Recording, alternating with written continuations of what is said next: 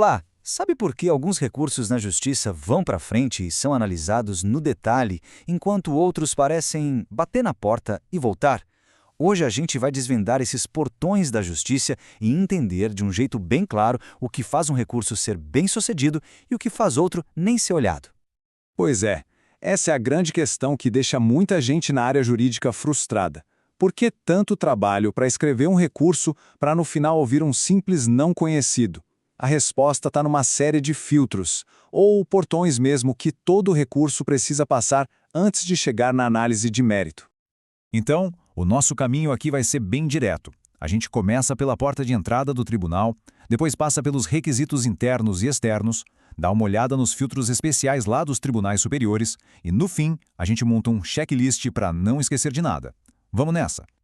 Ok, vamos começar com esse primeiro passo, que é fundamental, o tal do juízo de admissibilidade.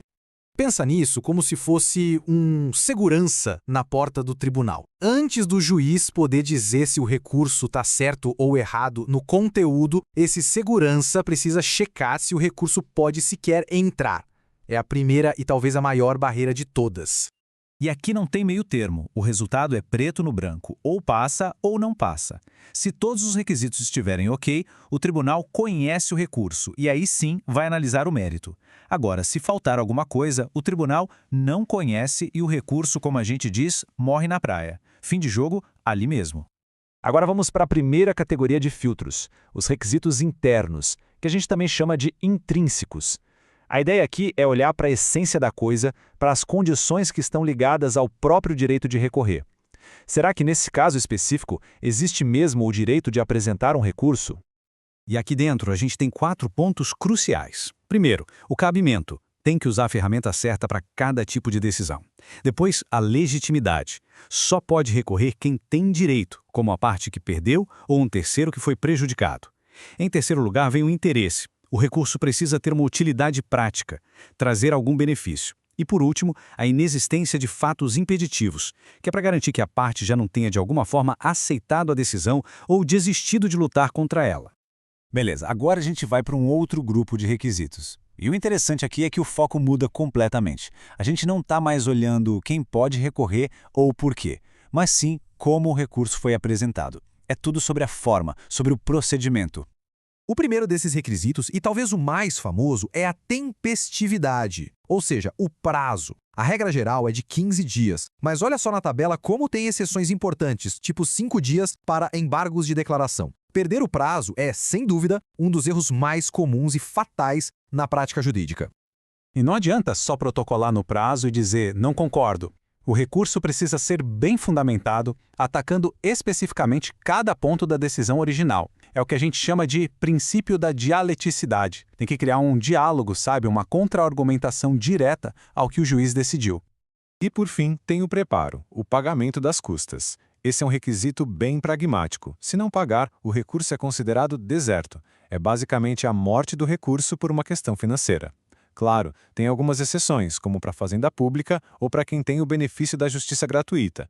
Bom, e quando a gente sobe o nível e vai lá para os tribunais superiores em Brasília, os requisitos ficam ainda mais apertados, mais especializados, o filtro aqui é muito mais fino. Os 2 principais recursos para chegar lá em cima são o recurso especial, o RESP, e o recurso extraordinário, o REG. E eles têm missões bem diferentes. O RESP, no STJ, cuida de violações à lei federal. Já o REG, no STF, tem uma missão ainda mais específica, cuidar de violações à Constituição Federal. E essa frase resume tudo de forma genial. Se é para lembrar de uma coisa, que seja isso. STJ é o guardião da lei federal. STF é o guardião da Constituição. Essa distinção é a chave para entender como funciona todo o sistema recursal nos tribunais superiores. Então, um ponto crucial aqui é que esses filtros extras servem para garantir que só as discussões jurídicas mais importantes e puras cheguem lá. Não dá para simplesmente pedir para reavaliar o caso todo.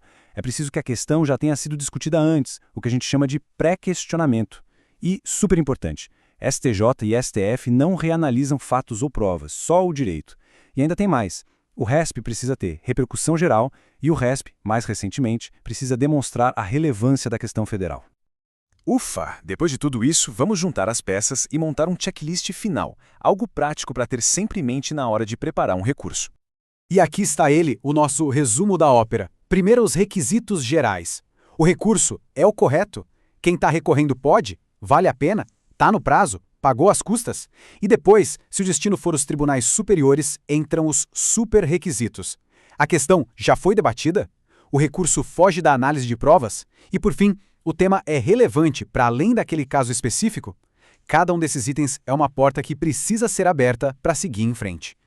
E depois de passar por todos esses portões e filtros, fica uma reflexão no ar, não é? Com tantas regras detalhadas, qual desses requisitos acaba sendo o mais traiçoeiro na prática? Aquele que mais derruba recursos e impede que a justiça realmente analise o mérito da questão? Entender esses detalhes é o que, no fim das contas, separa a teoria da prática no direito processual.